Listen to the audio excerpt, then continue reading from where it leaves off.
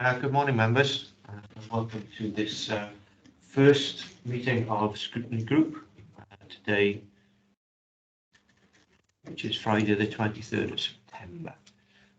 First, apologies for absence. Any apologies? Councillor Hesse. Councillor Mouse has yet to join via Teams. Okay, fine. Okay, thank you. Declarations of interest. Members of the Fire and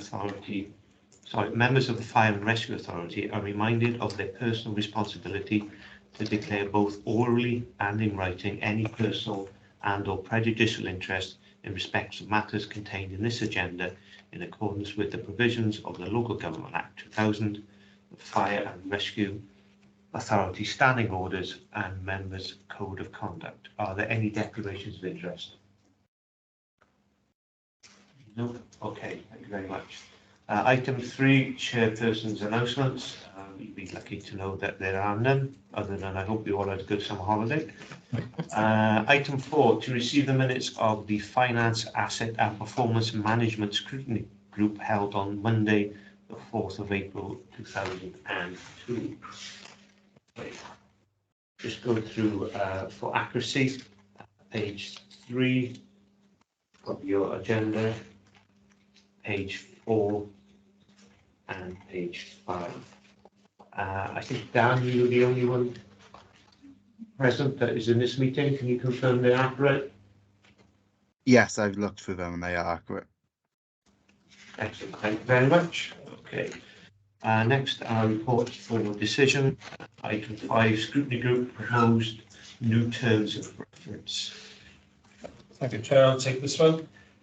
Obviously, members will be probably aware when I presented the report to the AGM back in June that there have been several attempts and several iterations of reports presented to the Fire Authority and all of our committee structures, looking at revising the construct of the scrutiny group in terms of the numbers, and then ultimately looking forward to in terms of the work of the group, expanding the remit and therefore the terms of reference of this group. So that went through, say, various different iterations. It got approved at the AGM back in June. So now the first meeting of this group today is the first opportunity for us to get a revised terms of reference presented, which I've got set out in the appendices. Obviously, there's the intention of the Fire Authority is to expand the remit of this group to make it more akin to probably what you're more familiar with within your home authorities, to the work the scrutiny groups do there, to give it a lot more prominence to what we've previously had. I think it's fair to say scrutiny probably focused on areas in the past within the authority that sort of centred mainly around finance and around our asset management strands. So it's looking for it to be a bit more professional, a bit more like scrutiny remits within local authorities. So, like I said, previously focusing on budgets and finance, but we look into to sort of look far more under sort of 4 key areas of risk, finance, performance and policy. So it's expanding into those areas. And obviously the expectation is that now that there'll be an annual report of this group as well that's fed back to the Fire Authority. So at the end of each municipal year, it's presenting to the Fire Authority the good work that's been undertaken and covered by the scrutiny group. Also, one of the things that we did agree on previously is where we got member champions, which were nominated in the AGM as well, that member champions would report through this group to show that the work and the level of engagement they're doing with the senior officers of the service for the various strands. So that's another additional remit of this group as well, to take those reports in and to challenge the members to make sure that improvements and delivery against the idea of the member work streams is done. Within Appendix 1 of the report, obviously set out what was the existing terms of reference for the Finance, Asset and Performance Management Working Group as was. And you'll see from that it did heavily focus on finance, medium-term plans, and all the land and buildings, management plans, fleet, all the assets, plans, asset strategies. Within Appendix 2 then, I've set out the terms of reference for the new scrutiny group, and obviously the first thing you probably notice is it's no longer this group is called the Finance and Asset Management. It is just a scrutiny group.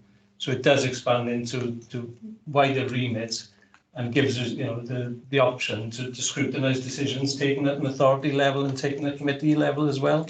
So one of the further agenda items on today's agenda is to look at the forward work programmes for the authority and all of our committees, and to select items that could potentially call in and look at the decision making of the authority for future reference. I won't go through the terms of reference in detail. Obviously, it's set out in Appendix 2, but it is trying to align it to those 4 key areas and capture some of the additional items like the annual report as covered off. So I'll pause at that point and take any questions from members. Anybody got any questions? Dan or Kate, any questions? You're happy with the report? Is there any additional items you'd like to see added to the terms of reference, or anything you think perhaps would be worded more clearly? I think for me, one of the things that I was asking myself was the extent to which this covers things like the duties under the Wellbeing of Future Generations Act. But I think the way that you've worded it, those issues are probably covered within that wording. And apologies, because I think I may have just jumped in front of Councillor Norton, so apologies for that.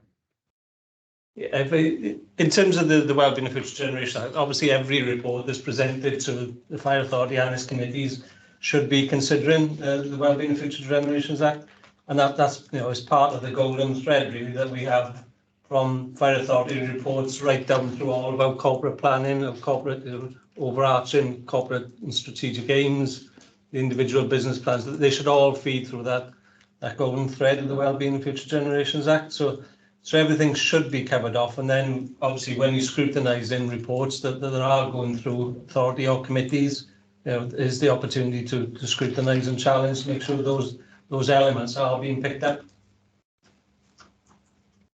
Okay, all right. Dan?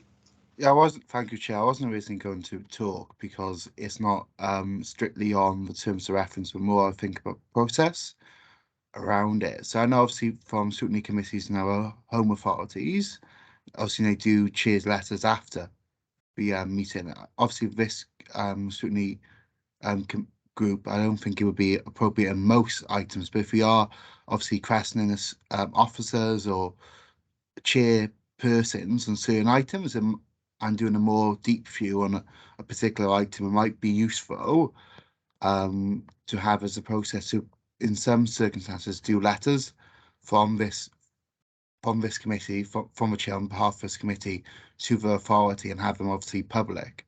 Again, I wouldn't obviously suggest that for most items, but there might be certain items if we're doing more of a deep dive and questioning, officers and chair and chair people.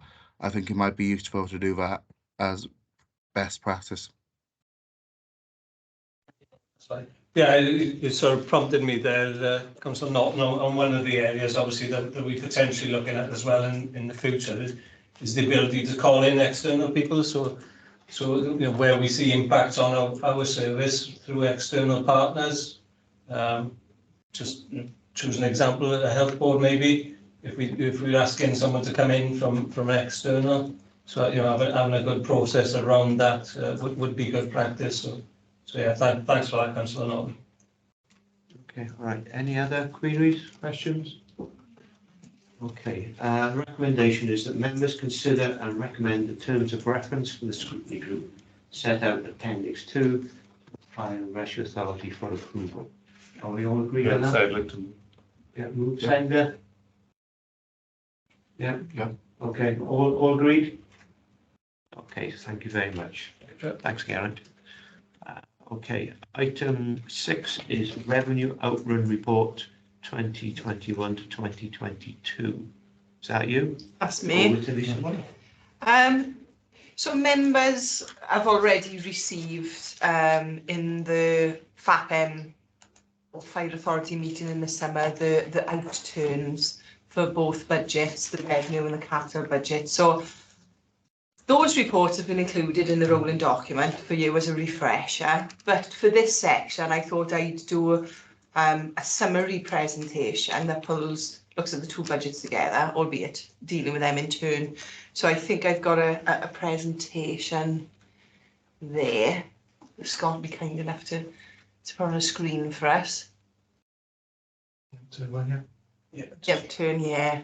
While that's loading up, it's probably, as I say, just good practice, I think, to look at last year's outturn to see where the unders and overspends were within the budget.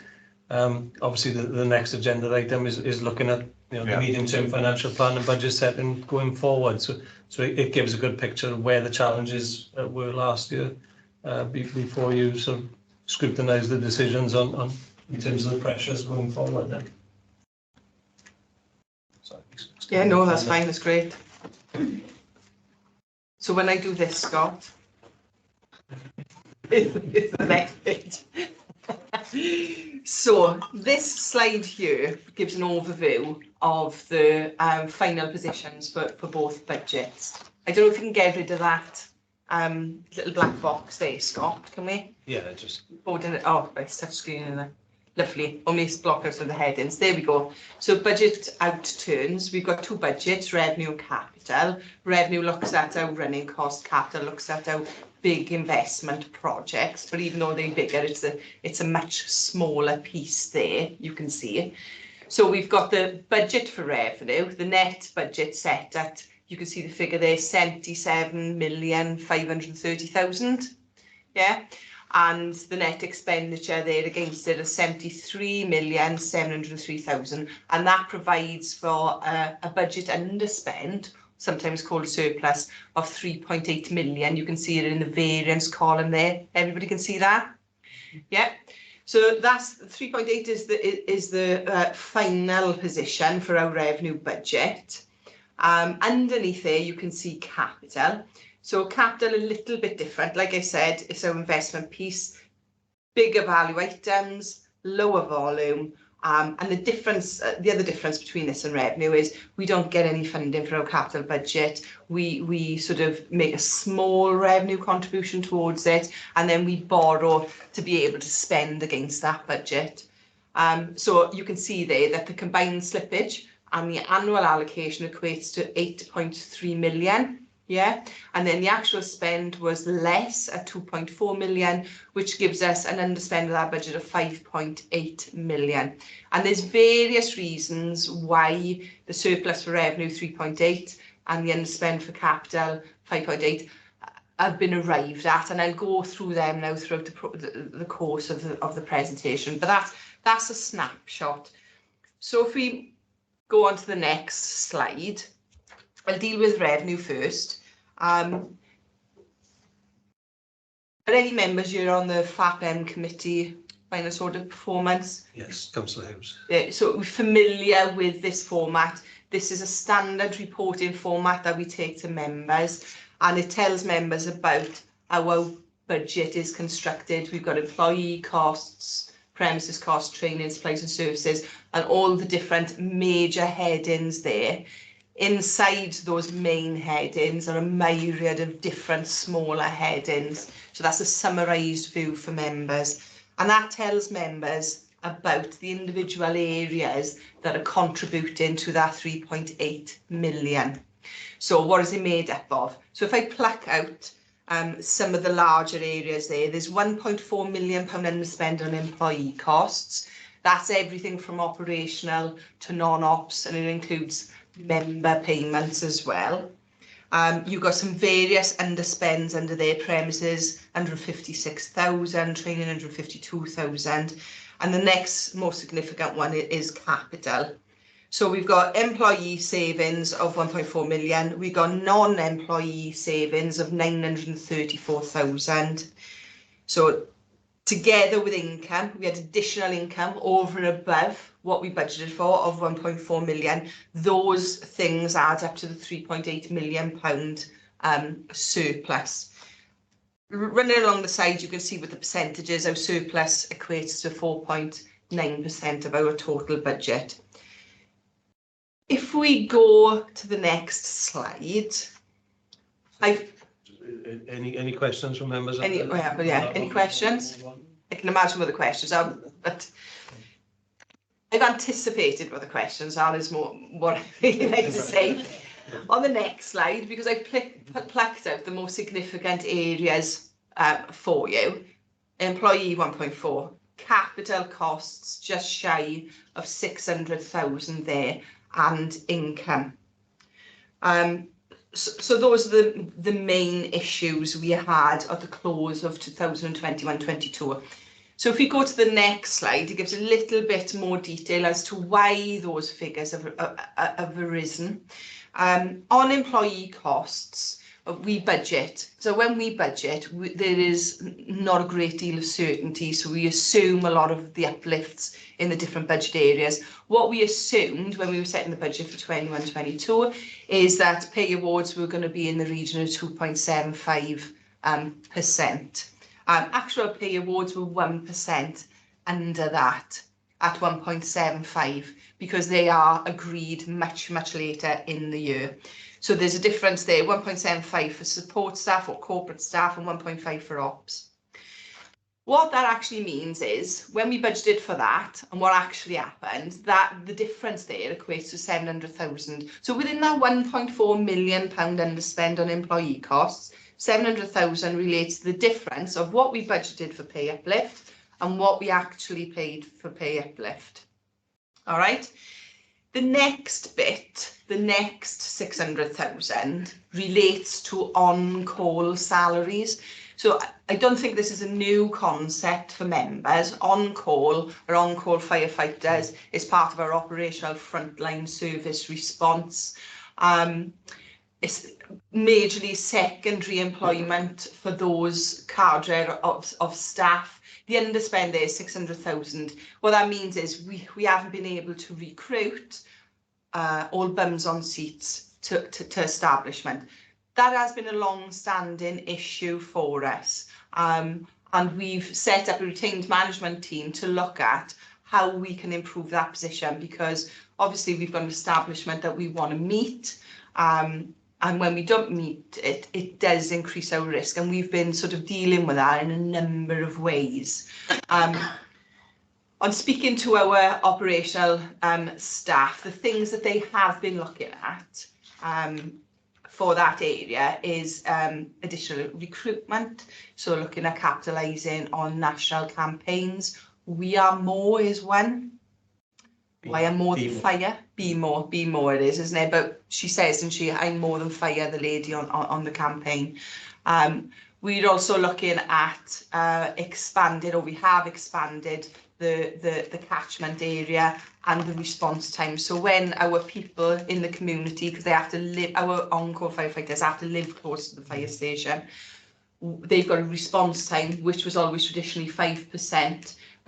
We've put on extra time that they can respond in, which increases the catchment area. 5 minutes. 5 minutes it was, wasn't it? I think it's gone up to 6 minutes, something like that, which means you can live a little bit further away because you've got an extra minute to respond to the station. So those are the two recruitment adjustments that we've been looking at.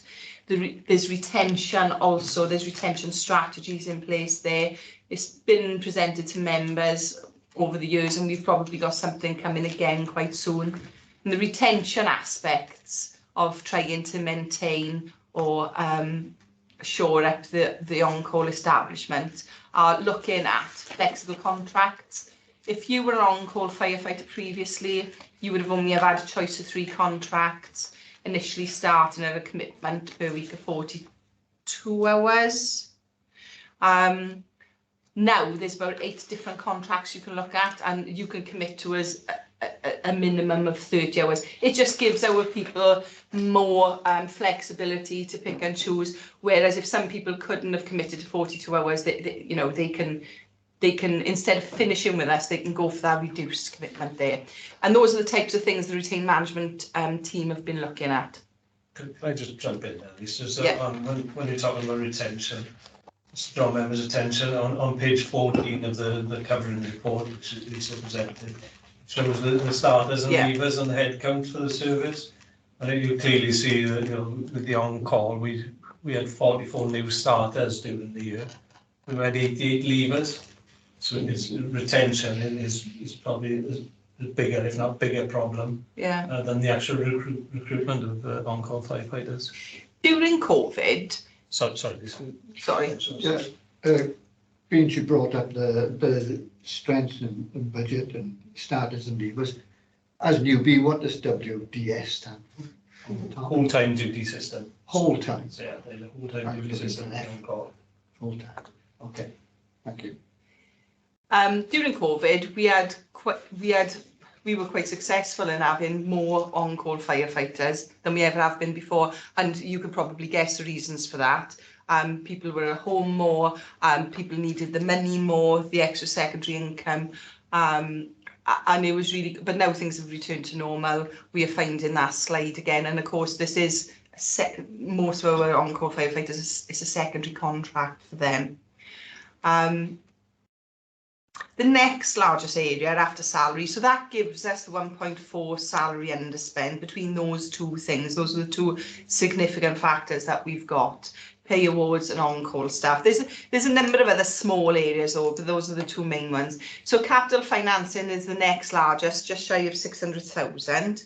And this is linked to, this is where the revenue budget links with the capital budget. And capital financing, what that is the financing of our capital investment. So it is the interest that we pay on loans. Now, we didn't borrow last year, so the interest didn't go up at all, but we've got other charges there, MRP charges, statutory charges. And when we don't spend on capital investment, and you could see at the beginning, we'd underspent by 5.8 million. When we don't realise our budget aspirations, there is an underspend in this area because the two are inextricably linked. And the last bit is additional grant funding. So this is funding that we didn't know that we were going to get when we were budget setting. And the two main areas this occurred were COVID. Welsh Government continued what they call the hardship grant during the year. This was confirmed in the year as well. We were lucky enough to receive money back for spends that we made in 2021. So that just comes short of 400,000. They allowed us to claim that back. So COVID and national resilience was the other key area of additional funding during the year. And those things are really what are coming back to our £3.8 million surplus. Any questions on that? That sort of brings me to the end of the revenue sort of analysis. So we know what the surplus is and we know how it's made up. Yeah, I understand that, thank you, Jay. The assumed salary uplift of 2.75. Yeah. Was that the budget for the whole year? Yes.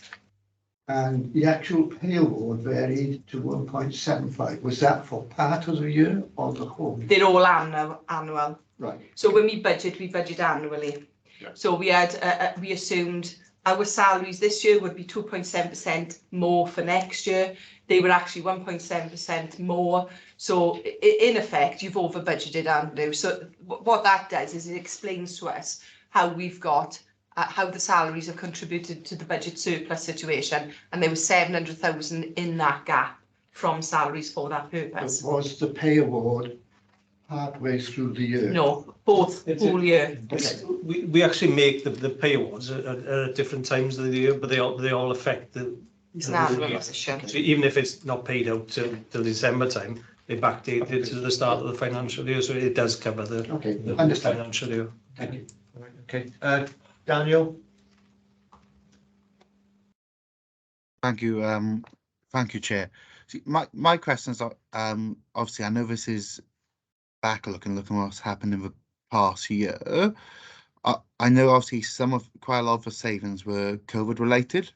So obviously us being in the new phase now has potentially changed. I want to see, is there any information on how costs have gone with people potentially working in the office more, or are still people who are able to work at home, are they still working at home, and has printing costs potentially gone up, or have, because obviously that was a small but significant saving, has that stayed stable? So in answer to your question, we haven't adopted a formal home working policy or protocol. So we've encouraged our staff to come back into the workplace. Headquarters for corporate staff is the main place of work, and everybody has come back to the main place of work. Our operational staff were always expected to work from station. They provide our frontline services and operational response. So it's a very small segment of staff that could actually work from home, so our corporate areas. What I would say is there's more flexibility now than there was before. But we have assumed our budgeting on everybody working in headquarters, because there was never going to be you were going to work from home now. I would say in relation to printing and stationery in particular, we seem to have, you know, when we were working virtually and there was more electronic working, less paper during COVID, we seem to have continued those habits, which are really good habits from a sustainability point of view. So we, you know, whilst there are savings, were savings in those areas, we have been able to reallocate them to meet other budget pressures. Does that answer your question? Yes, it does. Thank you. Okay, thanks, Dan. Kate? Chair, this feels like a bit of a unique position amongst partners at the moment. And thanks for an excellent explanation of how we've got to where we are. In terms of kind of future casting, and you know, I can see there's prudence going on around reserves and things, but I think there could be a little bit more explanation. I'd like a little bit more explanation around that. And I suppose part of the thinking as well, you know, we've got a cost of living crisis. We've got we're not at full complement. I'm hearing that a number of frontline staff would be very keen for overtime. I don't know whether some of that's been considered.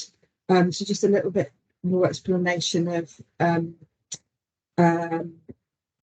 how we're going to utilise this going forward, because, you know, there's an opportunity here, isn't there? I know we've got to be very careful with what's coming to the organisation, but there's lots of questions in there, really, I think, but probably being asked from a position of still needing to learn more and understand about how you're operating. So for me, I think it's a broader question around what we're doing with that money going forward.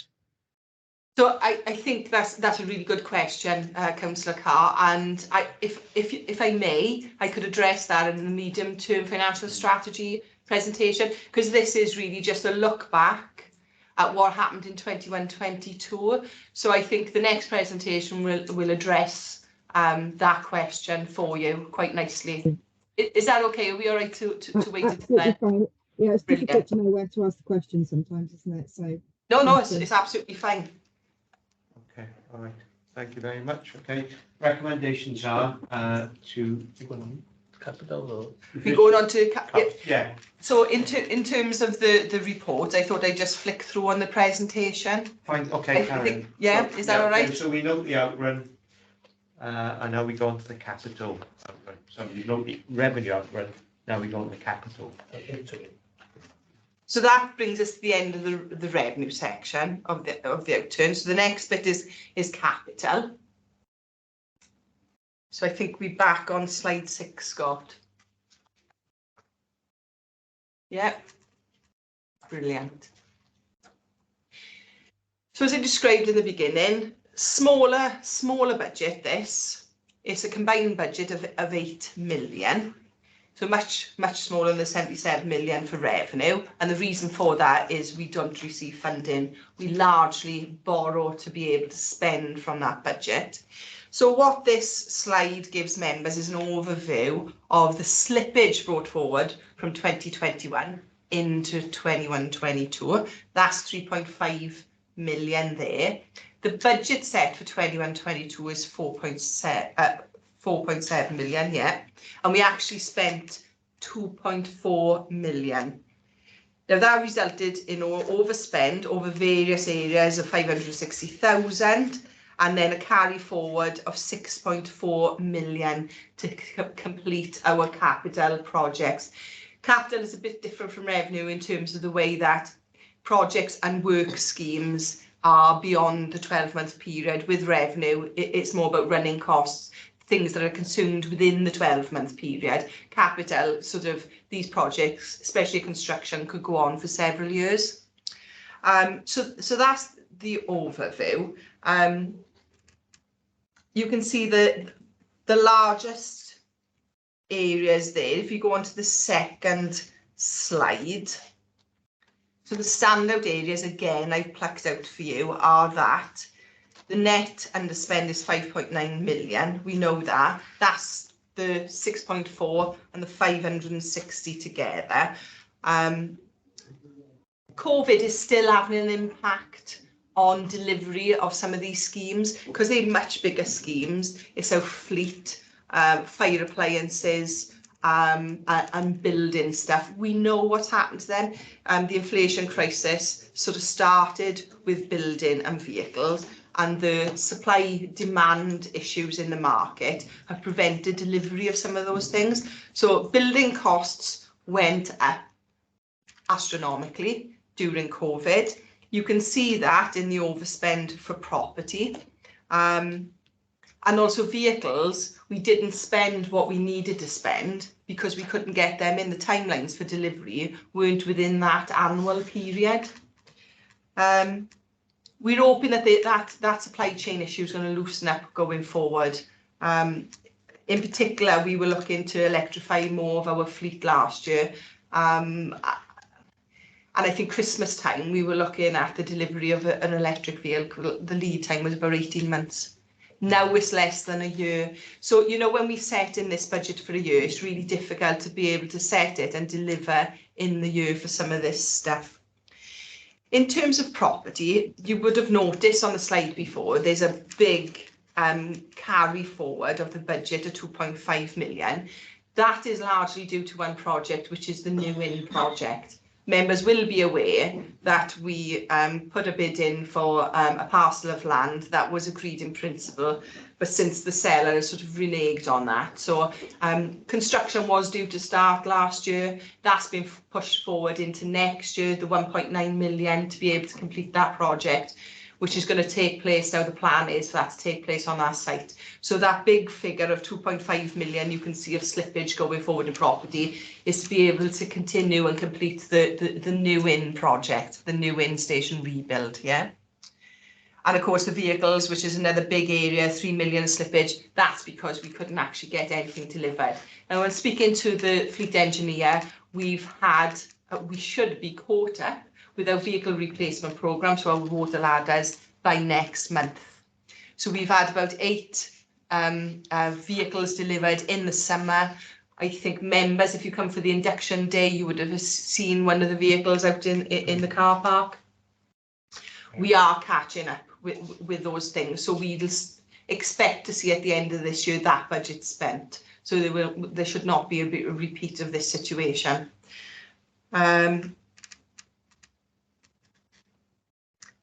And some of it is actually making the decision a little bit earlier. I don't know if members are aware, but you know, generally an appliance will take at least 6 months from order to delivery to come in, and that's if there are no issues. How did we fund that? So you've got the budget, what we wanted to spend on, what our final spend position is. So if we budget for 8 million and we only spend 2.4 million, what does that mean? So if you go to the next slide, I hope to explain a little bit more about that.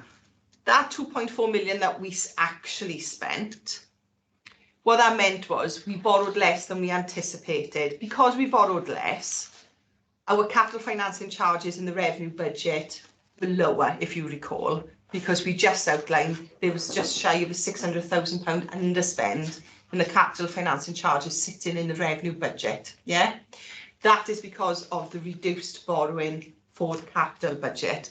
So there's 1.6 million of borrowing. We received capital grants from Welsh Government of 392,000. That was largely to do with the USAR project taking place in Whitchurch. We make a revenue budget contribution of 200,000, so it's a small nominal amount. It stays static each year. And we've got capital receipts from the sales of vehicles. We take those receipts and we reinvest it in the purchase of new vehicles. So yeah, basically what I'm saying is we've borrowed less than we anticipated, and this resulted in savings in the revenue budget. What we'd like to do is actually spend the budget. That's what we'd like to do, because we know we've got an ageing fleet, we know we've got an ageing land and building portfolio, and we need to make sure that those assets are safe and up to date to be able to support our frontline services. And I think the bottom point we've already talked about. The capital and revenue budget are linked through the capital financing charges that I've just described. And that really brings us to the end of the capital segment of our outturns. With the revenue outturn, the 3.8 million has been placed into reserves to be used for the next thing I'm going to talk about. With the capital underspend, that's rolled forward into the new year to continue with the projects that we've started this year and potentially previous years because of the long time scales these projects take. So I'm hoping that that explains last year's budget, the underspend situations on both, and what we're doing with those underspends. Any questions on capital? Lovely. Yeah, question is, Lisa, it's about the projects that are funded through the Welsh Government and other sources of funds. Because those amounts have been unspent, what is the view of those funders about the monies not being spent and the reserves that are built up as a result of that? So this relates specifically to capital. So with the funded projects, they were all spent. So what doesn't happen is Welsh Government will not give us money for something we haven't spent. Right. We spend the money first, that's the process, and then we make a retrospective claim. So when we look at the last slide, which shows the internal, the borrowing position to fund, there was 392,000 of capital grants there. Yeah. That was 300,000 for the Whitchurch USAR project, yeah. National Resilience facility there. Electric vehicles. Yeah, so it's 308,000 there. There was 63,000 to expand our electric vehicle infrastructure, so there was no underspend there either. And 21,000 for a light vehicle, no underspends there. So there's no worries on us receiving money that we didn't spend. What are we doing with that? It's all done retrospectively. Okay, thanks. One question in regards to the New Inn development. Yes. You say it's the budget was 1.9 million? The budget was bigger than that initially, but we spent...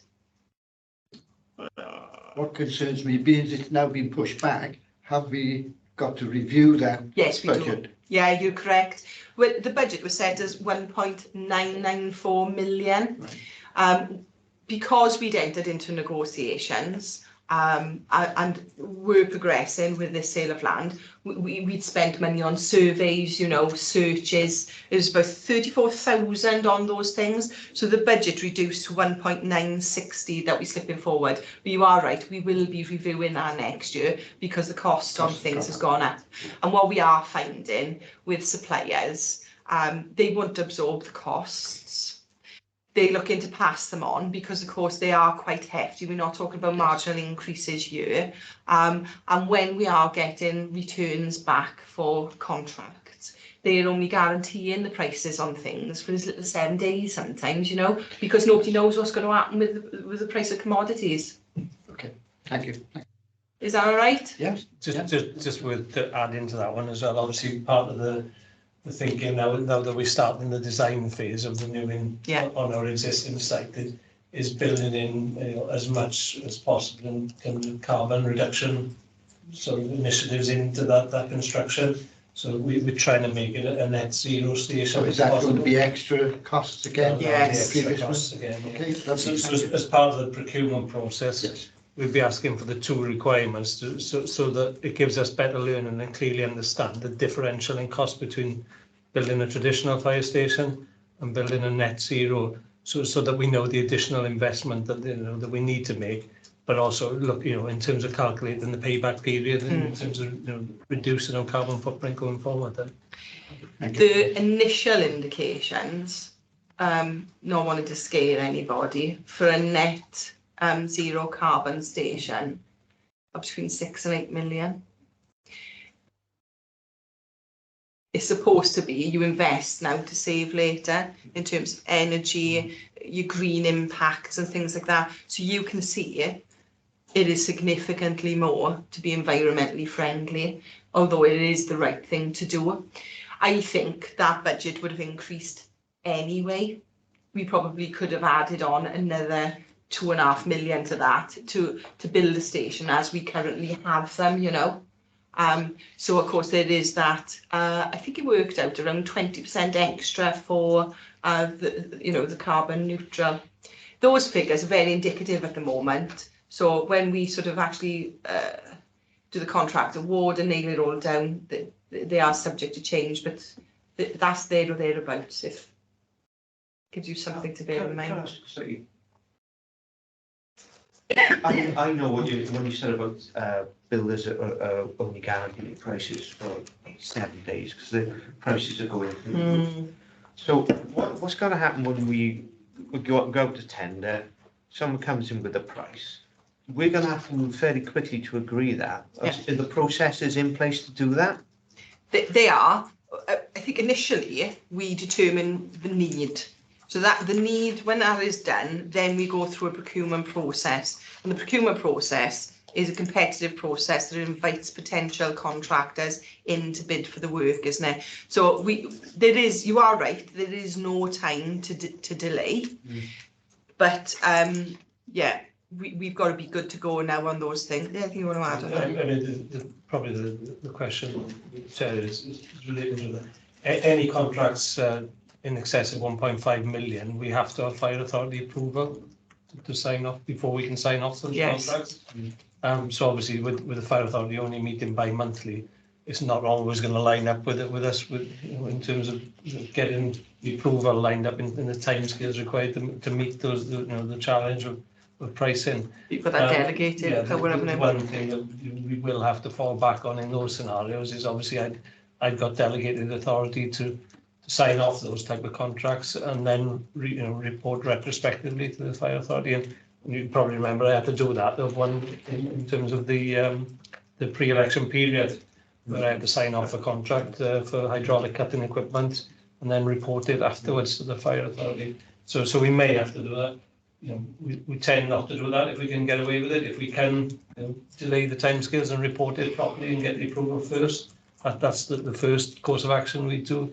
Obviously, if it's critical around prices and getting things nailed down for a construction project, we'd have to use that delegation. Something that's worth 6 million quid, 10% going up every month.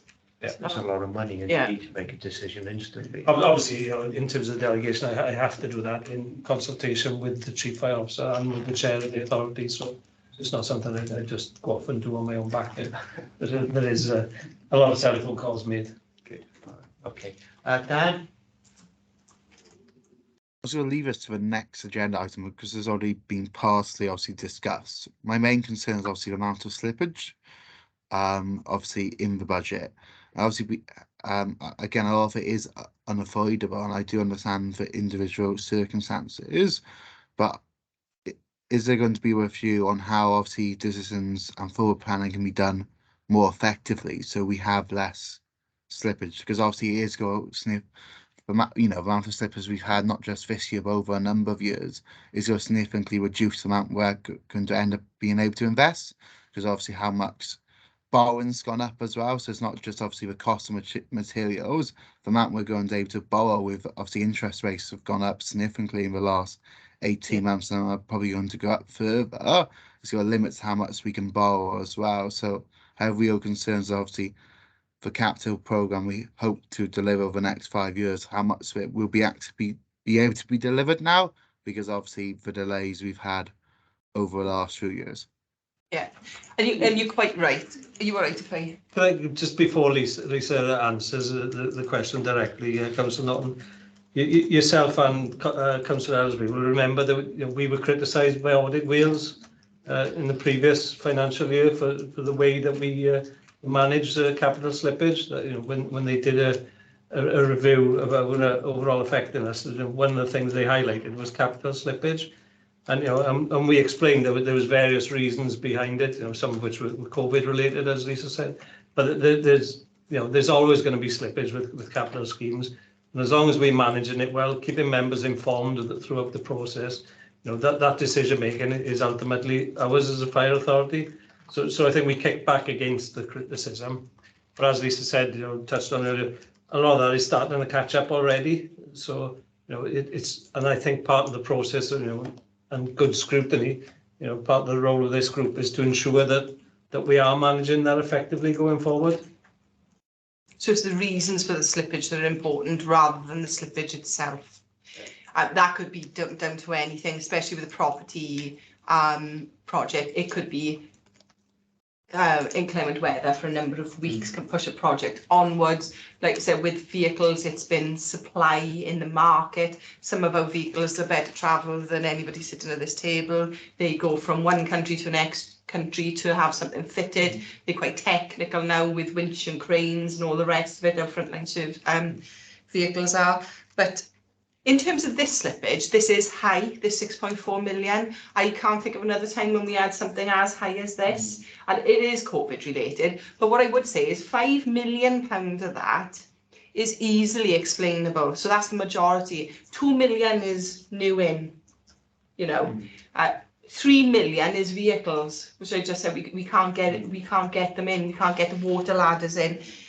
Or the rescue tenders, for example. Some of those vehicles we've gone out to tender 3 times because there's nobody in the market that can do it or wants to work, So there's a variety of reasons there, and that explains a big portion of the slippage there. If most of it was down to timing of decision making, there is something you could do about that.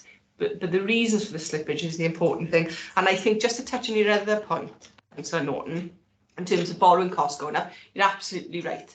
The bank rate is increasing all the time now. Whether that'll continue, I don't know. But what I will say on that point, in terms of managing borrowing costs, we don't borrow until we need to. So when we set the capital budget, that tells me what the borrowing cost is likely to be. I don't immediately have to set that budget, go out and borrow £6 million. I don't do that. We've got monitoring reports that come to members throughout the year. So you'll get a monitoring report plus an outturn. That's 5 times a year you get that information. I too get that monitoring information, at my desk. I look at that before I make any undertake any borrowing activity at all. So it's never a case of me forward borrowing. We borrow prudently, which is in line with our need for spending. If we forecast a reduction from our budget in our spend, then I don't borrow for the budget. I borrow for the forecasted spend. Does that make sense there? It does, and thank you for your answer.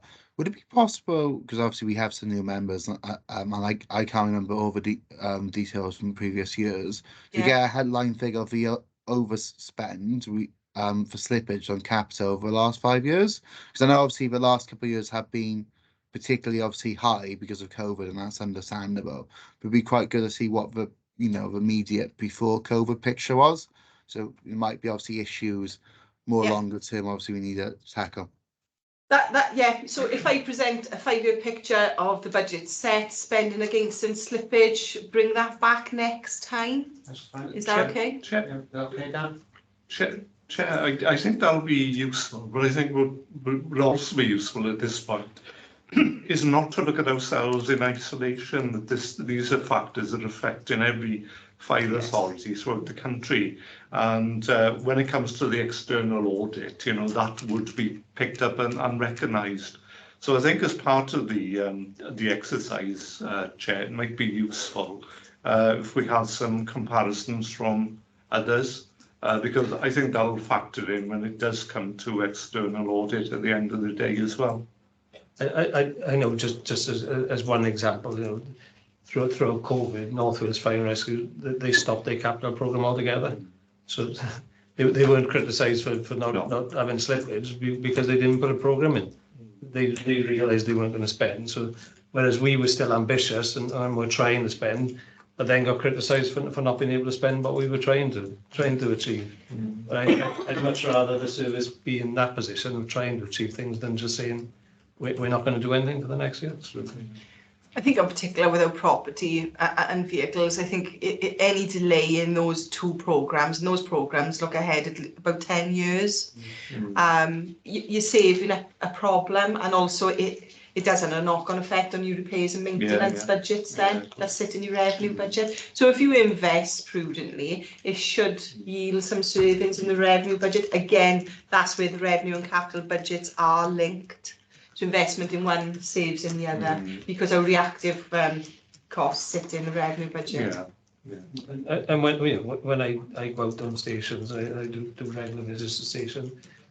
One of the first things that the crews say is, you know, they appreciate the investment the service continues to put into the kit, the equipment, the vehicles, and everything is first class. But you know, we don't try and save money and be, you know, buy second-class equipment, and we always buy what's the best on the market. So it is really appreciated by our operational crews.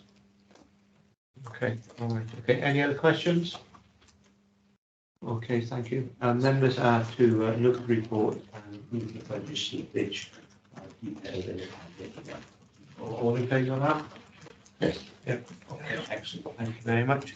Next is item 8, medium-term financial strategy and revenue capital budget setting for 2022-23.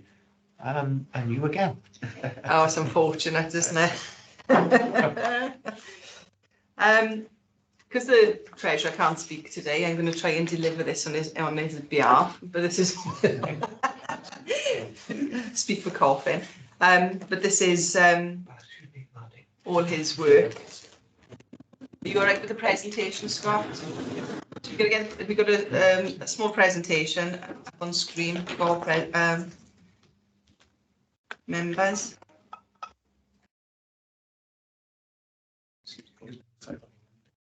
Yes. There's more detailed report on Monday, isn't it?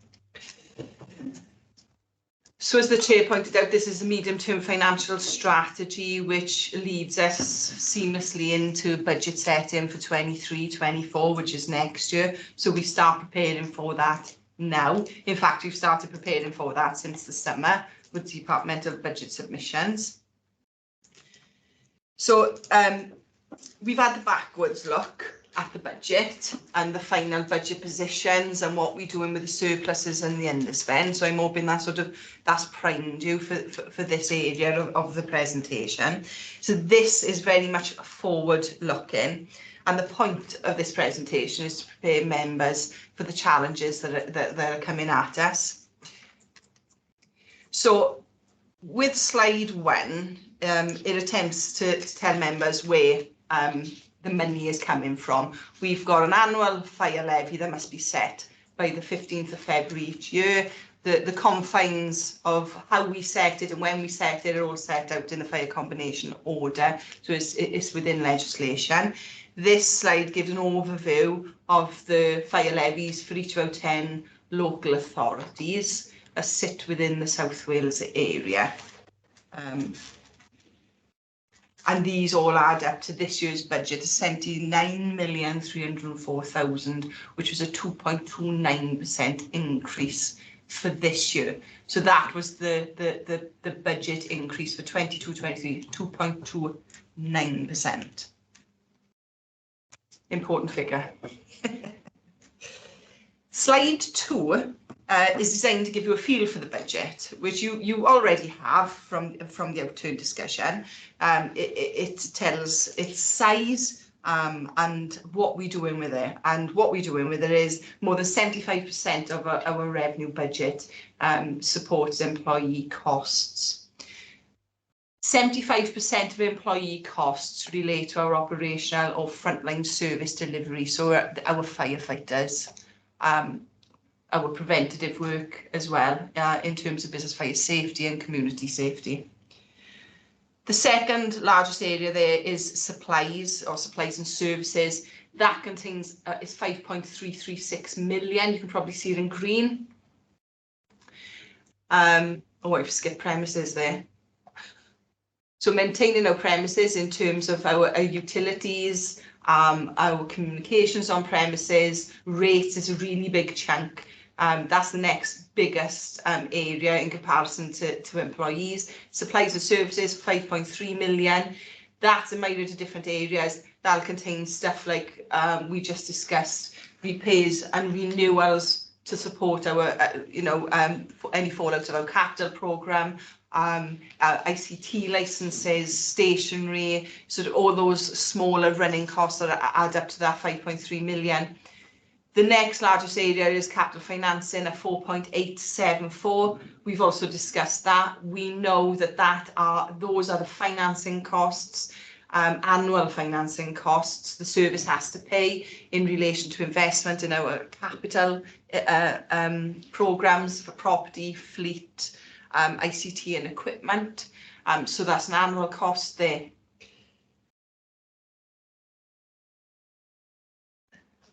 Next slide, please. So slide 3 is about reasonableness. So it compares the fire service levy, so our annual funding for the revenue budget, against a blended local authority settlement for the 10 unitary authorities. So in green you will see the local authority settlement, and in red you will see the fire service levy. Where budgets have increased since 2009-10, the fire budget has increased less. So that's the general trend there. Where budgets have decreased for local authorities, it has decreased for the fire service more.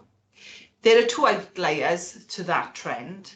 16-17, where I dare say we cut back too much from the 2 previous years, and you can see the fire budget sort of outstrips the local authority average there. And then this year for 2022-23. And not because we outstripped the local authority settlement, but because local authority settlement is so much higher than what we've got for this year. So if you remember, this year's budget settlement for us was 2.29%. Local authorities are looking at 7.5% settlement. So there's a big difference between local authority settlements and fire settlements. Next slide. Chair, I'm just going to come in at that point, Chair, and I can talk. I've just got a house full of COVID. The figure that Lisa just mentioned there is a blended figure, so it's a kind of combined figure of the Welsh Government resources that went into councils last year, together with any council tax increases that they applied as well. So just to confirm that that's the basis of those figures, yeah. This slide compares us to our 2 other Welsh partners. So it's North Wales Fire and Rescue Service and Mid and West Fire and Rescue Service. And it just pits our individual revenue budget settlements since 2009-10 against each other, and you can see us in the red line. Our budget increases have been more conservative, and our trajectory has been steadier in terms of its ascent. Next slide, you're right. So the previous slide set out the cash terms increase that we had. This slide sets out the real term effect of our budget settlement.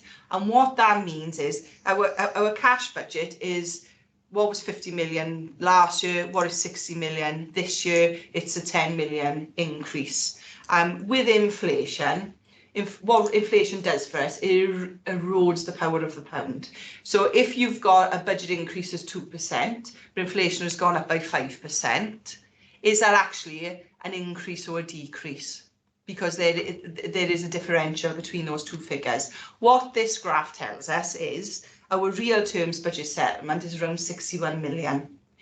That is an 18 million pound gap between our cash budget and our real terms budget. And that gap really has been realised through various efficiency measures and savings made throughout the service since 2008-9.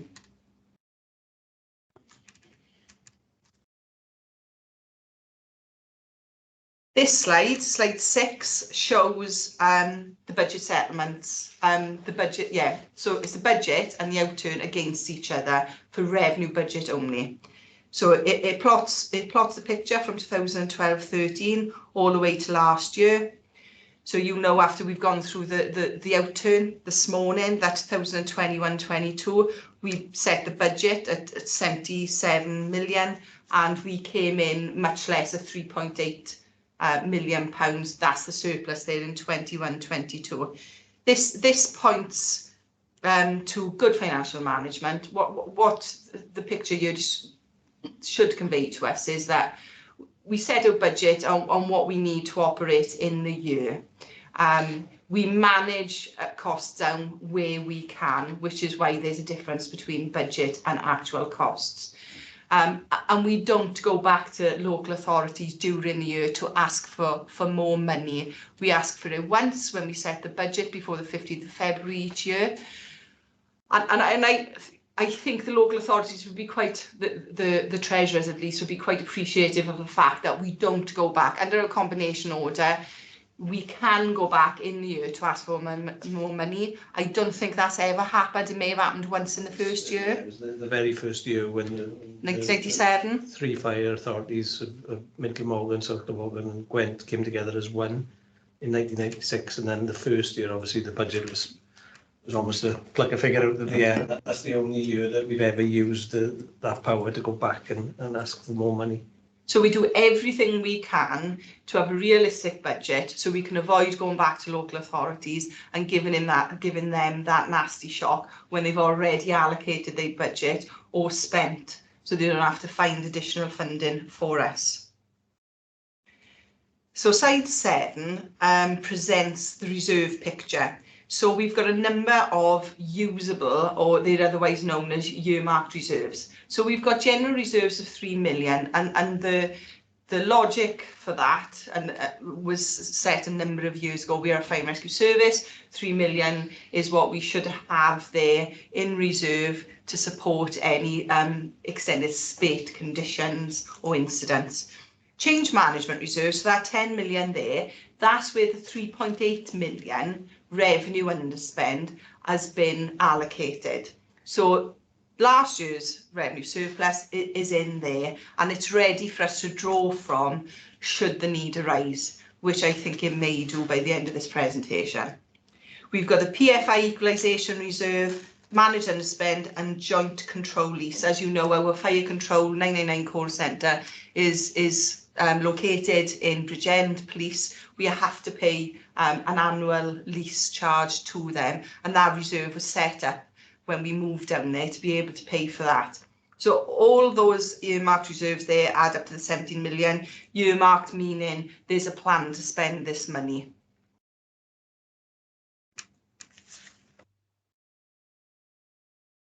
This is slide 8, and this details the challenge. So going back to Councillor Carr's point about what are we doing with the 3.8 million, well, that £3 million underspend from 21-22 is going to pay for pay awards that we haven't budgeted for in 2022-23.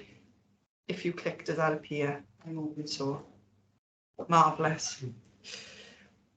And again, thank you, Scott. Brilliant, fantastic. So when we set the budget for 22-23, again, we didn't know what the pay uplift was likely to be. What we did have at our disposal was what the current budget monitoring reports were for 21-22, and we did know that we were going to come to quite a sizable underspend at year end. So the budget strategy the Treasurer adopted was to look at the size of that, make an assessment, think about what was going to happen in terms of pay and inflationary pressures for 22-23. The inflation crisis, as we know, and we see it in the news now, wasn't as big of an issue when we were setting the budget then. So the Treasurer put that money into reserves to be able to fund any increases this year. And I can recall that when we set the revenue budget, we write out to chief execs and treasurers, and we tell them what the final levy is and what it is monthly, because it comes into us monthly in advance. We've already told them about what this strategy is and what we intend to do, and that 22-23 effectively doesn't include any inflationary increases as we now see them. And what that means is those issues are going to hit us in 23-24, which is what we are now budget setting for. So there's 2 years worth of pay inflation to be factored into 23-24 budget setting as a result of the strategy of using 21-22 surpluses to fund 22-23 pay increases. Now, I know that's a lot. Any questions with that? Do we understand how the funding is going to work there? So underspending 21-22 being used to fund pay increases, pay pressures in 22-23. We know we've budgeted for this year about 1.7% pay increases. That's what's in this year's budget. Now, we know already that for corporate staff, it's likely to be an average of 7% settlement. With our operational staff, they've made an offer of 2%, but that's not set yet, and we are preparing for industrial action on that front. Yeah. So we know the 1.7 that we've budgeted for in 22-23 is going to be blown out of the water with the actual pay settlements, but that is what last year's underspend, 3.8 million, is likely to pay for. What that means is next year we've got this year's pay inflation and next year's pay inflation to pay for, which is likely to come in at 10%. So 7%, 3% for next year. All right? Yeah, in terms of the pay rise settlement, yeah, that's settled by Westminster? The NJC, so it's a National Joint Committee. And that covers the whole of Great Britain? Yes, it's the national paying conditions. So we don't set them here. It's completely out of our hands. I think they're doing as much as they can to try and avoid industrial action. Nonetheless, discussions are ongoing. There's been no further offer on that 2%. I think they've got a number of weeks left, maybe 2 or 3 weeks left there. But until a counter offer is made, we're still working with that 2% an industrial action scenario. I think it's fair to say, Chair, the pay awards have come a bit of a shock, not because nobody has forgotten about the sort of current rate of RPI in the economy, but I think when the Green Book pay offer came out at around about 7%, I think most public sector bodies were taken aback. They hadn't really been consulted or really fed much into that information when it came out. But it's out there now. They've made that offer, and therefore we currently have unions out to ballot on acceptance or not of that 7% for the support staff. So that's I'm guessing is going to be accepted, probably, given that it's a reasonably good offer, an opening offer. As Lisa says, the Greybook staff, the uniform staff, have been offered 2% and are currently talking about strike action.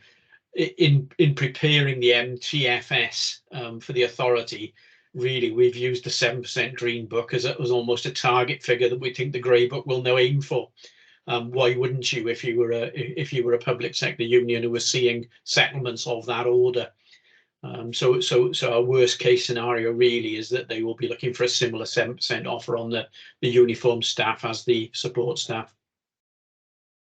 To add to that, this year we've just prepared our first lot of monitoring reports, which will go to FAPM on the 10th of October. And the current indications are there's going to be a £1 million underspend on this year's revenue budget. That is built on the premise. So even though we've budgeted for 1.7, we know the picture have changed since budget set into budget monitoring.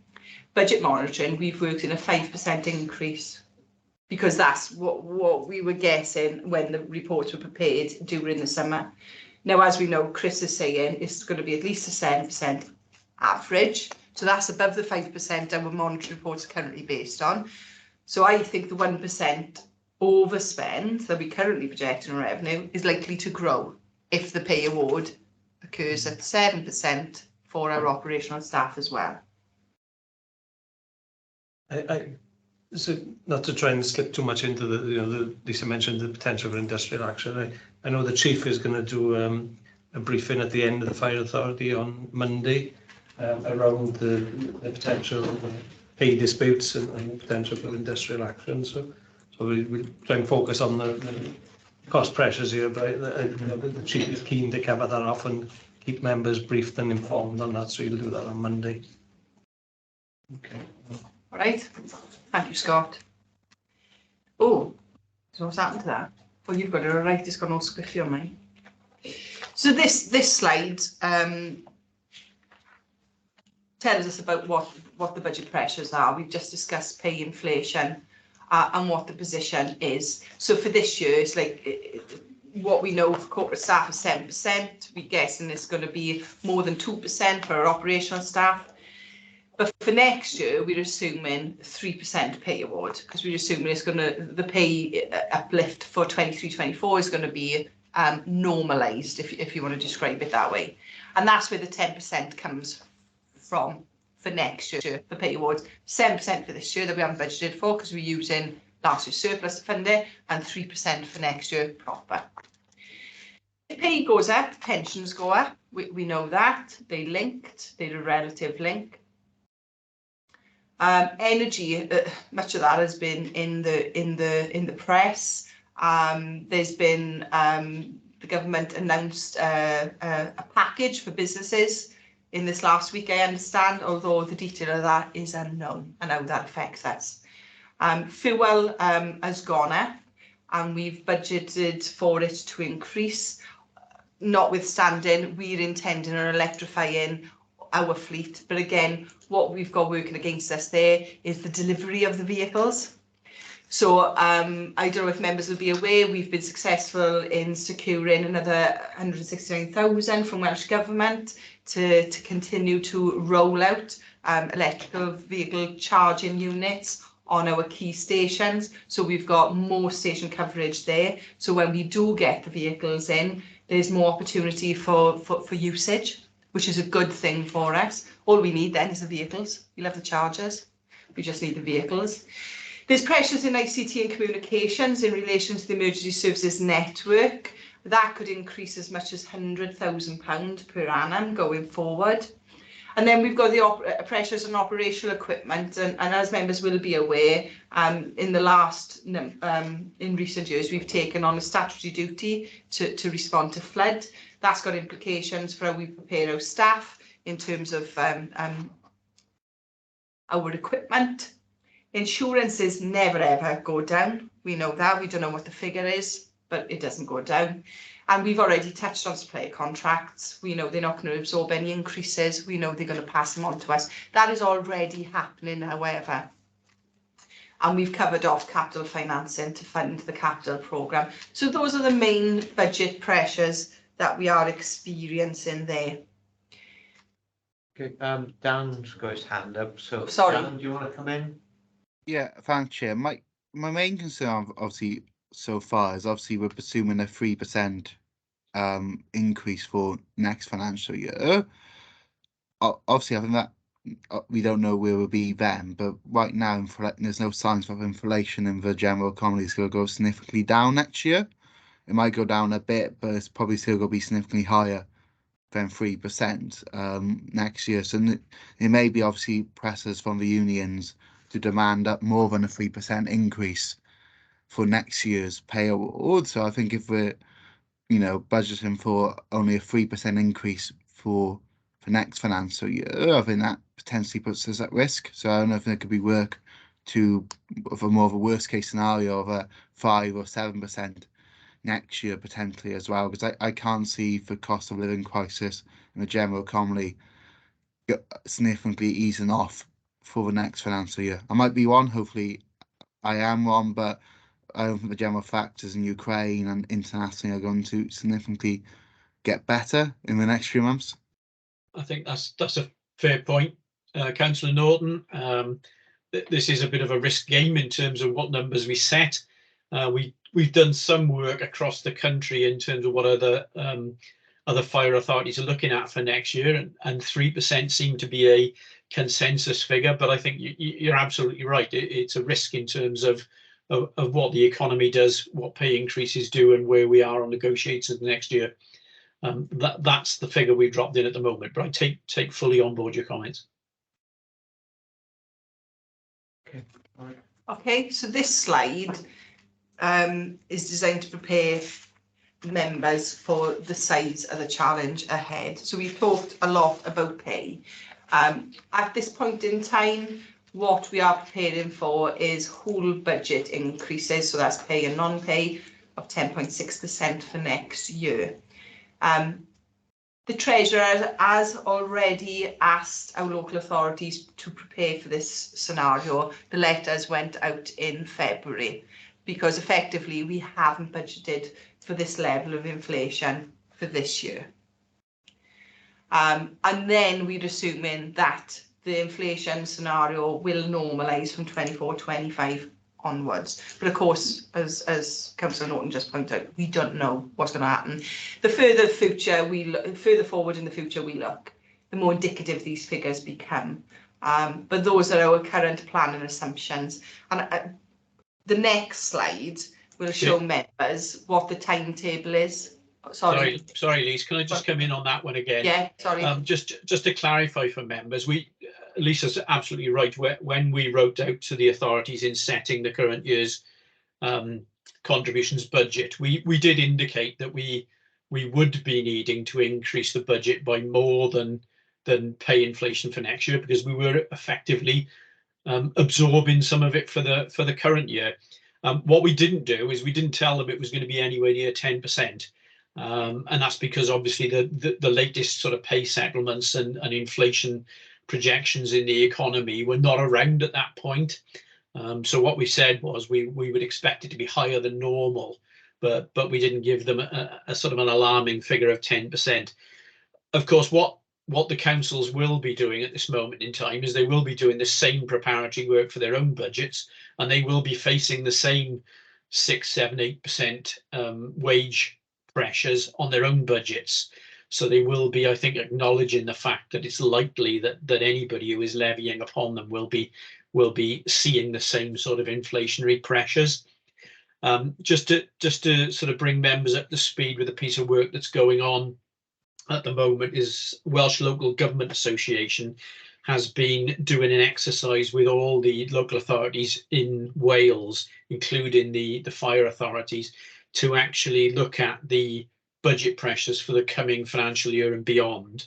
And that piece of work is just coming to fruition now.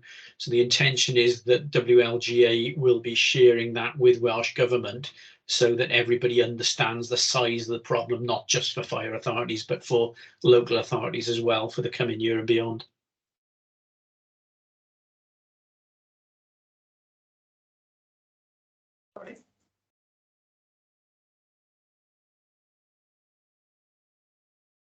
So this next slide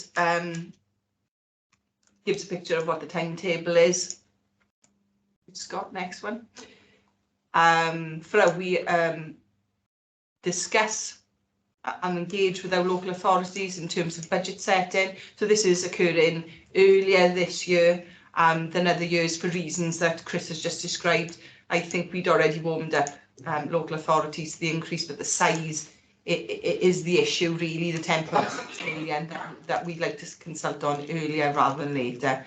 Now you can see there that we're at the top of the 23rd of September. And Monday they're considering a detailed report on the NTFS, and the plan is going to FAPM then in October. By December each year, it's normal for us to have a consultation draft of the revenue budget to go out to local authorities on. So we do that for a period of time and collect any feedback, so that we can actually set the budget in time for the deadline date of the 15th of February. As far as I know, we usually get 1, maybe 2 responses each year. This year could be different for reasons we've just discussed. We don't know yet, but that is the timetable for members' information. So next slide. I seem to have dropped a problem in your lap, you know, this all doom and gloom. The budget is increasing by quite a shocking amount for next year. What are we going to do about it? And that sort of bullet points our approach going forward in terms of scrutinising our budget submissions. So departments make submissions. We've got staff profiles that are also submitted. There's a number of things that we can do with paid budgets. Looking at vacancy provisions. I mean, the obvious one there is the on-call budget. If we consistently underspent on that, do we cut that? But then we've got the issue, haven't we? All the efforts the retained management team are putting in to recruit and retain our on-call staff. If they actually manage that, where's the money going to come from if we haven't set a budget for all of our people? So there's a delicate balancing act there. Where do we fund the job evaluation costs from? Is that something we're going to choose to do from reserves, or are we going to build it into the base budget? Because members will be aware we've gone through a large job evaluation exercise during last year. The result of that has been some people have gone up and some people have gone down. The people who have gone up, the pay is increased immediately. For the people who have gone down, there's detriment charges. We protect them for 2 years.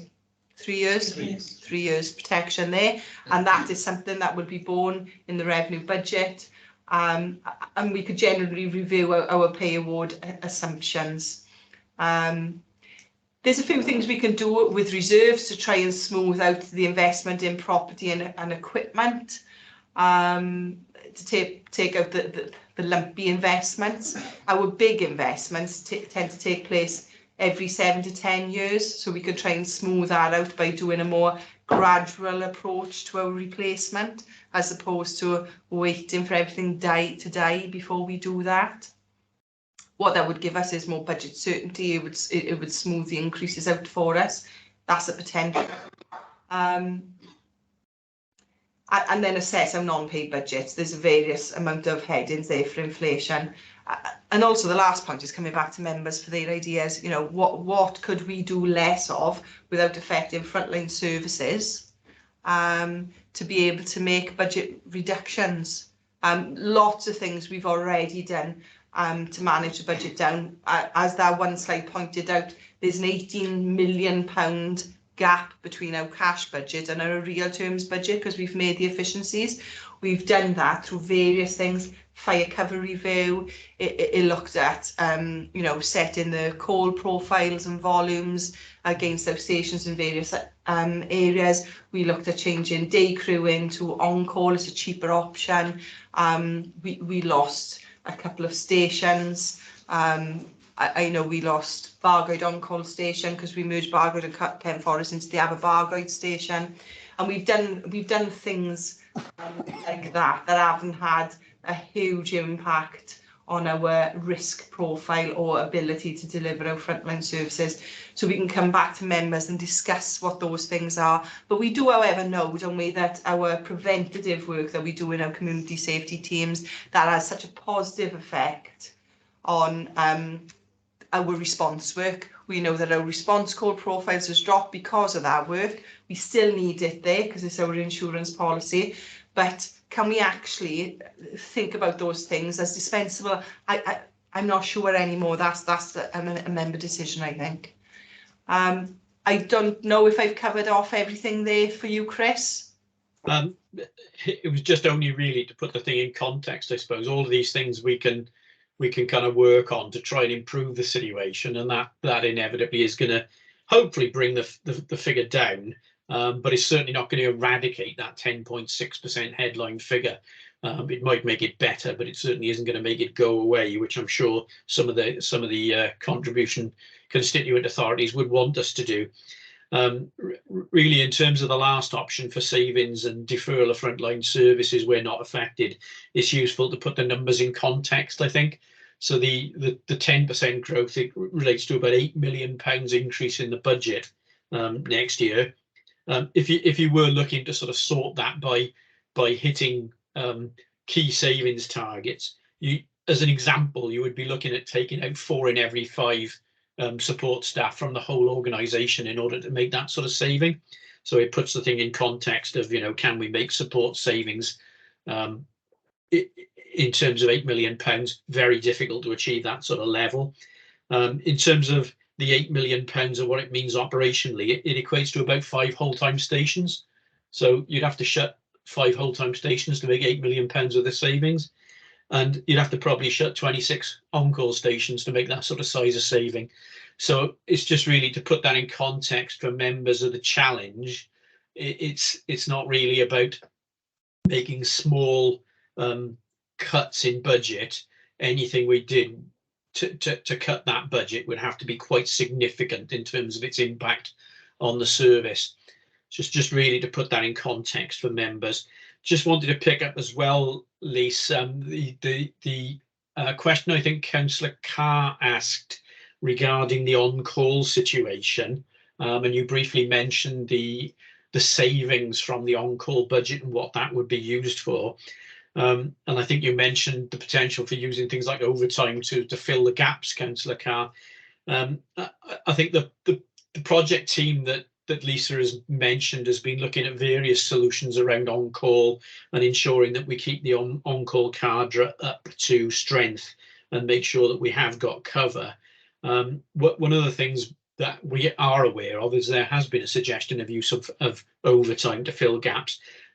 What I would say about that is firstly, it's not financially efficient, obviously, because you end up paying, enhanced rates to people to do the job. So it would be far better to have employees in those jobs permanent if we can do that, which is what the on-call team have been working on.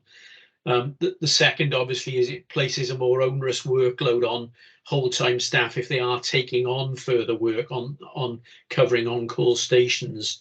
The third thing is, I suppose, and this comes to an issue with the rep bodies, is the rep bodies are already complaining to the service that their staff can't take the requisite leave.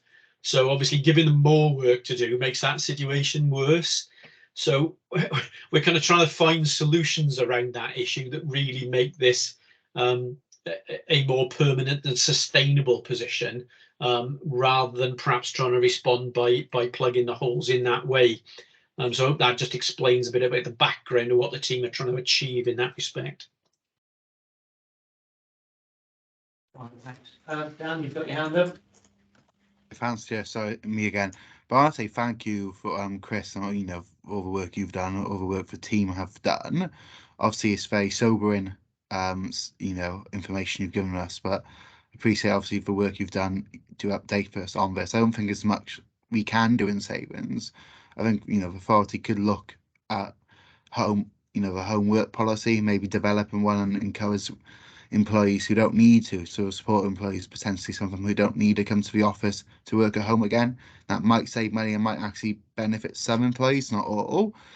And you could look at potentially maybe areas we could try and make additional income. I know that's been, authority has done that in the past, but obviously there's issues around that. Obviously the training facilities have to be prioritised for our own staff. But again, I think realistically, there's not much we can do to reduce the 8 million figure. I think we should see where we can do, but I don't think we can we can dent it, but I don't think we can make a significant cut to the 8 million. So I think as members, that's something we'll have to consider. Even though it is difficult to potentially ask our local authorities for the extra money, that's something we might have to do. Can I come back with one of the points there, Councillor Lauder? Thank you very much for the suggestions there, really useful. In terms of the homeworking scenario, we've spent quite a lot of time as a senior management team looking at what we would like to happen there and what we can do as an organisation, and there's a variety of issues and challenges for us. And I think that one of in terms of cost, the key thing there is, if we were to maintain headquarters, building costs are largely fixed costs. They don't vary with the number of people that attend site. So there's not a huge amount of savings unless we were going to sell off headquarters, and that would present another raft of challenges for us. And I think we decided against a formal policy, just for background for members, because of the risks that it presented to us. We're aware that there's been a trend of home working across the board in businesses and organisations, and I think that we've looked at that. There was a project undertaken to look at that, and that would actually require outlay for us to be able to equip people to work from home. So if we adopted a formal home working policy, we would be paying for desks, we would be paying for chairs at home, and all those things. Because at the moment it's an informal working, depending on what's happening with your manager. We haven't got to make those outlays. And I think what will be interesting in the coming years is the claims that are going to come in from individuals working from home, working on the kitchen table, working from the settee, repetitive strange neck, wrist, back injuries, things like that. We haven't seen it yet because we haven't done long enough. But our decision not to adopt a formal policy, which ties in with your query, it's mostly linked to managing risk and managing the well-being of our staff. Do you want to add anything? Yeah, I was just going to add about the well-being of our staff. One of the things that we experienced through COVID was staff feeling isolated, disconnected to the workplace, disconnected to each other, and losing the team ethos of working. Yeah.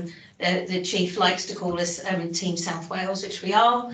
One of the things that we find is really beneficial is to keep that constant engagement with our staff, so that we can check on their well-being, we can support them when they need it, and we can really all work together in a much more collaborative way. Which is why we've decided not to adopt a formal policy in that respect, and have a much more flexible approach to the whole thing, which suits the individual and the team, and suits what we're trying to achieve for our communities. So. Absolutely right to consider it though, Councillor Norton, absolutely right. But it'll be a year ago we invested quite a lot in that project to see what the impacts would be, in terms of cost and risk and well-being and stuff like that. Does that help provide some information as to why we've done what we've done? It does, and I think there are two separate issues. I think eventually we will have to have a home working policy at some point. I do appreciate obviously your points you made, but if some managers are allowing it and some aren't, I think you will get probably claims from employees at some point.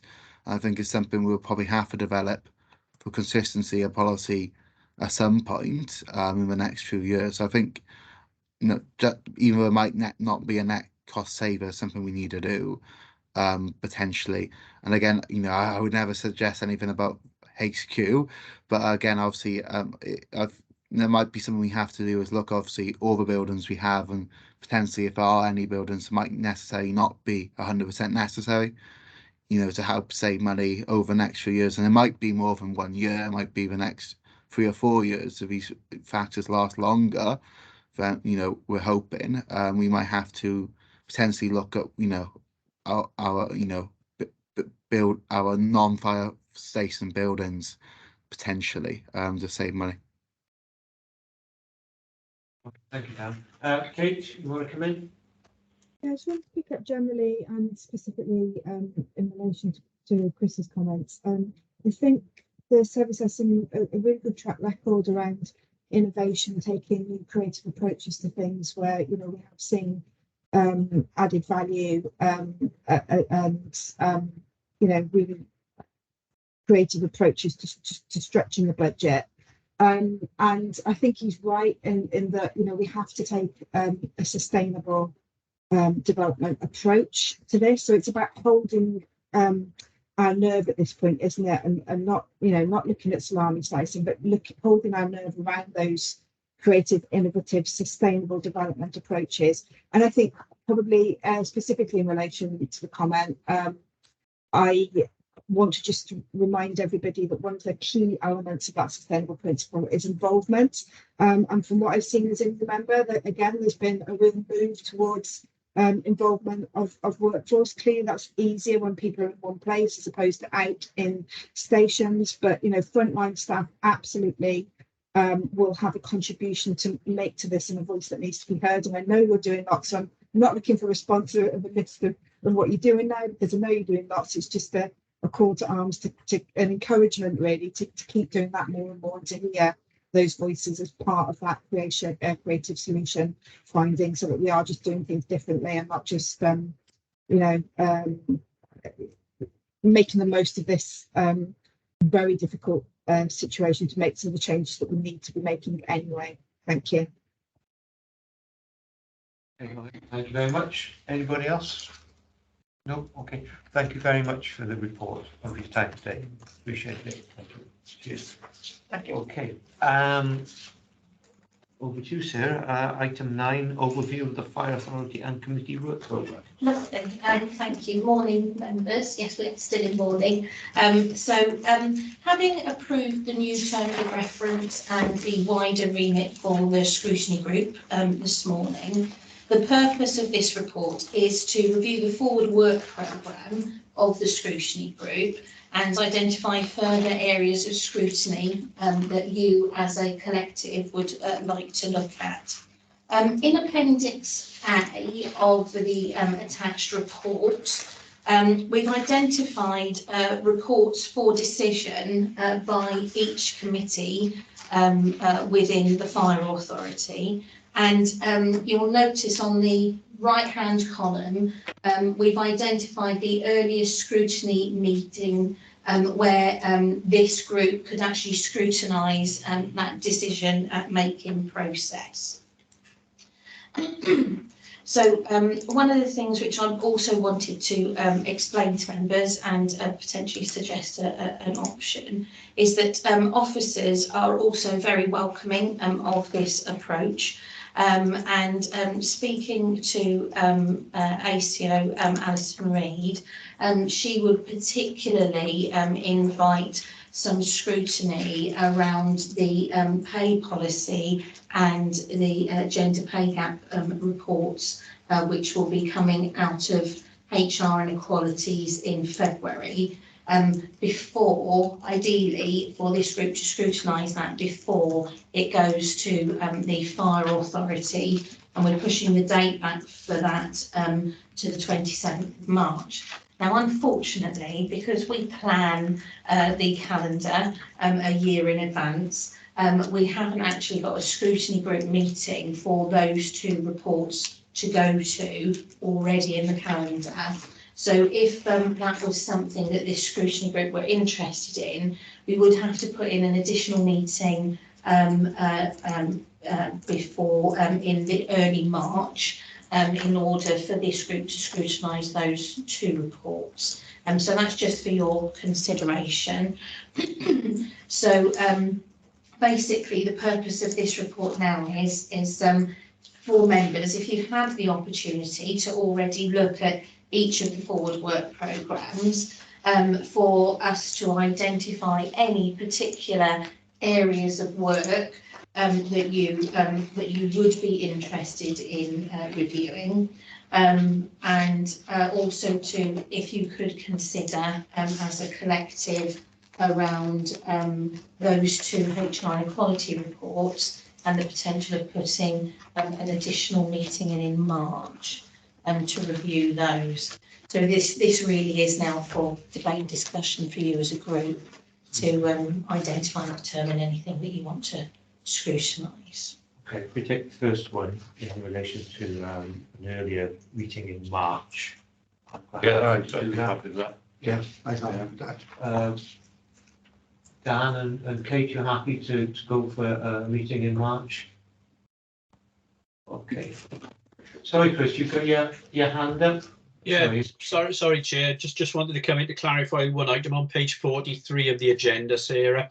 Appendix A, the last but one item there, which is to consider the consultation responses. We will be intending to bring that into the 6th of February meeting rather than the 17th of April. So what we wanted was scrutiny to consider the consultation responses before the fire authority took its decision. Yeah. Excellent, thank you. We'll add that one to scrutiny. Okay, so we're happy with the earlier March meeting. Are there any reports from any of the other committees that you particularly want to consider going forward?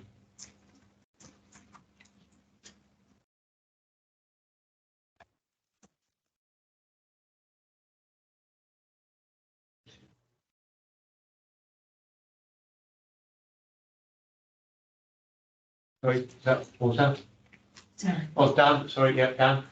Yeah, I guess me again. I think revenue monitoring position is something we should consider. I think that's going to be going to fire authority in October. Obviously, it's a shame it can't come to us before then, but if that could come to the November meeting, I think doing a bit more scrutiny work on there. And if we could potentially add on there ways for authority could look at potentially saving money in particular, because obviously that's been suggested earlier. I know obviously it's only on the margins, but I think if we could potentially look at scrutinising where we could save money before obviously the budget is finalised, that might obviously help reduce the amount of increase we're going to have to obviously levy in February. What I would suggest, Chair, on the budget monitoring is rather than actually bring the budget monitoring to scrutiny as an item, what we will endeavour to do, if it's okay, Councillor, is when we bring the updates on the MTFS and budget strategy, we will cover the monitoring within those, if that's okay. So we'll give you an up-to-date position statement as each one goes through. That's fine. Okay, thank you, Chris. Anyone else? If you do have, you go home and you think about it, email in next couple of days, we can certainly put it in. There's no, don't have to do everything by today. I think that said, okay, I think it's got a substantial workload, isn't it? So yes. I wouldn't be looking to, unless there's something particularly urgent to add on to. And this is our first meeting, so we still sort of go through saying what we can and cannot do. But yeah, any input that anybody's got, please feel free to get in touch. Okay. All right. Okay. Thank you very much. Okay. Reports for information. Item 10 is the forward work programme for the group 22-23. Yeah, so I'll cover that. So what we'll do now, page 47 onwards is the forward work programme that we've got. So that gives members an idea of what we've already got loaded on for you, which has already been mentioned is reasonably substantial anyway. We will add these additional items in and provide some clarity around the medium-term financial plan review that this committee does and identify those additional saving considerations in that way. So that's it from me. Thank you, Chair. Okay, yes. Right, thank you very much. Okay, last item 11, to consider any items of business that the chairperson deems urgent, and I have nothing at all other than to thank everybody for their attendance and their contribution. Thank you very much, and that concludes the meeting. Thank you. Thank you very much. Thank you. All have a safe journey home. Yeah.